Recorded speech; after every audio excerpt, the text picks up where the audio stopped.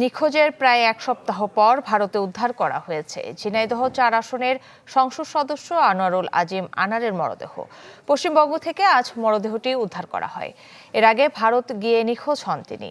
এ ঘটনায় পশ্চিমবঙ্গের বরানগড় থানায় সাধারণ ডায়েরি করা হয়। সবশেষ গত ১৪ মে পরিবারের সাথে যোগাযোগ হয়। ১৬ মে ব্যক্তিগত সহকারী আব্দুর রৌফের কাছে তার মোবাইল থেকে একটি মিসড কল আসে। এরপর থেকে লাপাত্তা ছিলেন তিনি।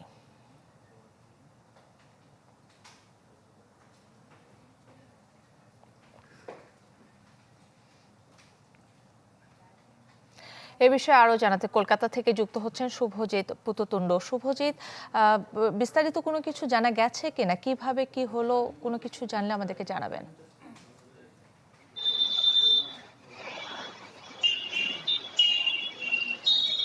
দেখুন, প্রাথমিকভাবে মনে করা হচ্ছে সোনা পাচারকারী চক্রে একটা র্যাকেটের কারণেই তিনি মারা গিয়েছেন বা তিনি খুন হয়েছেন।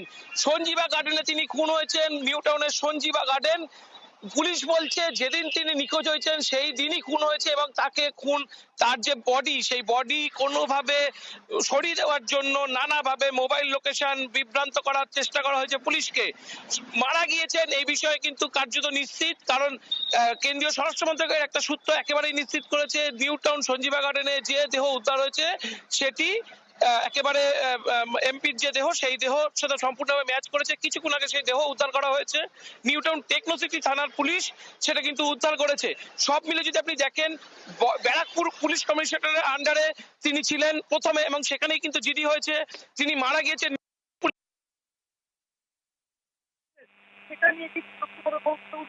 তিনি কি করছিলেন সেটা নিয়ে কিন্তু সবচেয়ে বড় প্রশ্ন উঠছে। এখনো পর্যন্ত যেটা খবর, তার মৃত্যুর জন্য যে এখনো পর্যন্ত যার হত্যা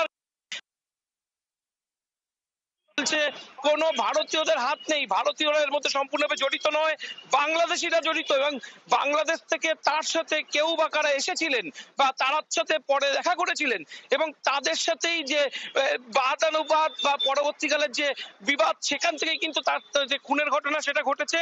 সব মিলে যদি আপনি দেখেন, একটা সূত্র বলছে, অর্থাৎ যেদিন গোপাল মন্ডলের বাড়ি থেকে উনি বেরোয়, অর্থাৎ 13 তারিখ তিনি যখন বেরোন, ক্যালকাটা পাবলিক স্কুলের সামনে থেকে তিনি একটি ট্যাক্সিতে উঠেছিলেন। সেই ট্যাক্সিওয়ালা তাকে কোথায় নামিয়েছিলেন? তাকে নামিয়েছিলেন নিউ টাউনে। কিন্তু নিউ টাউনে ঠিক কোথায় নামিয়েছিলেন এই লোকেশনটা নিয়ে কিন্তু দ্বন্দ্ব ছিল, কারণ নিউ টাউনের বিভিন্ন এলাকা, অর্থাৎ আশেপাশে যা দেখছেন সবটাই সেখানে কিন্তু আবাসিক এলাকা, হাজার হাজার লক্ষ লক্ষ ফ্ল্যাট, এবং যার অধিকাংশ ফ্ল্যাটই খালি পড়ে আছে। ফলে পুলিশের পক্ষে সেই এলাকায় তদন্ত চালানো অত্যন্ত দুঃসহ ঘটনা। পাশাপাশি আপনি দেখেন, এইখানে যদি এমপির যদি সেদিনই, অর্থাৎ আজ থেকে 4 দিন 5 দিন আগেই মৃত্যু হয়ে থাকে, তার পচার যে দেহর যে পচা গলার যে গন্ধ, সেটা কেন বেরোলো না সেটা নিয়েও কিন্তু এই মুহূর্তে যথেষ্ট রহস্য ঘনাচ্ছে। যে আগে থেকে প্লট তৈরি করা হয়েছিল কিনা, আগে থেকে জানলা দরজা সিল করার ব্যবস্থা হয়েছিল কিনা, যার জন্য যে গন্ধ সেটা বাইরে আসতে পারেনি। সব মিলিয়ে পুলিশ কিন্তু তদন্ত চালাচ্ছে। আবাসনের মধ্যে এই ঘটনা ঘটেছে, সেখানে এখনো সংবাদপত্রকে প্রবেশ করতে দেওয়া হচ্ছে না।